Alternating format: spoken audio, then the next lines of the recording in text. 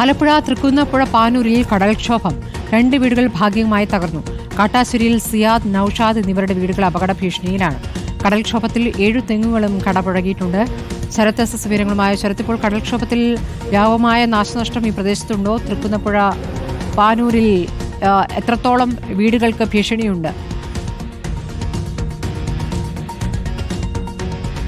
സ്മൃതി, അതായത് ഇന്ന് രാവിലെയാണ് തൃക്കുന്നപ്പുഴ പാനൂരിൽ കടൽക്ഷോഭം ഉണ്ടായിരിക്കുന്നത്. 2 വീടുകൾക്കാണ് നിലവിൽ ഇപ്പോൾ കേടുപാടുകൾ സംഭവിച്ചിരിക്കുന്നത്. അപ്പം നിരവധി വീടുകൾ ഭീഷണിയിലാണ്. പ്രത്യേകിച്ച് ഈ മരമടക്കം ഇതിന്റെ ഭാഗമായി, കടൽക്ഷോഭത്തിന്റെ ഭാഗമായി തെങ്ങടക്കം വീഴുന്നുണ്ട്. 10ഓളം തെങ്ങുകൾ വിവിധ സ്ഥലങ്ങളിലായി ഇതിനകം തന്നെ ഇന്ന് മാത്രമായി ഈ തിരമാലകൾ ശക്തമായതിന്റെ അടിസ്ഥാനത്തിൽ വീണിട്ടുണ്ട്. അങ്ങനെ തെങ്ങുകൾ വീഴുന്നതിന്റെ അടിസ്ഥാനത്തിൽ ഇപ്പം കടൽ ശക്തമായ രീതിയിൽ ശക്തമായ തിരമാലകളുടെയൊക്കെ തന്നെ അത്തരം പ്രതിസന്ധികളുടെ ഭാഗമായും പല വീടുകളും ഭീഷണിയിലാണുള്ളത്. പ്രത്യേകിച്ച് തൃക്കുന്നപ്പുഴ, അമ്പലപ്പുഴ, തോട്ടപ്പള്ളി അടക്കമുള്ള, ഓമനപ്പുഴ അടക്കമുള്ള ജില്ലയിലെ തീരദേശ മേഖലയിലെ പലയിടങ്ങളിലും ഇത്തരത്തിൽ ശക്തമായ തിരമാല തന്നെയാണുള്ളത്.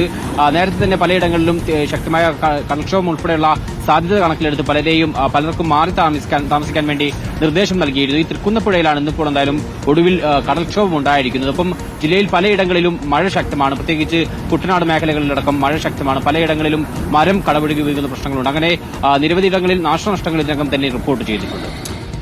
ശരത് എസ് ആണ് ആലപ്പുഴയിൽ നിന്നും വിവരങ്ങൾ നൽകിയത്.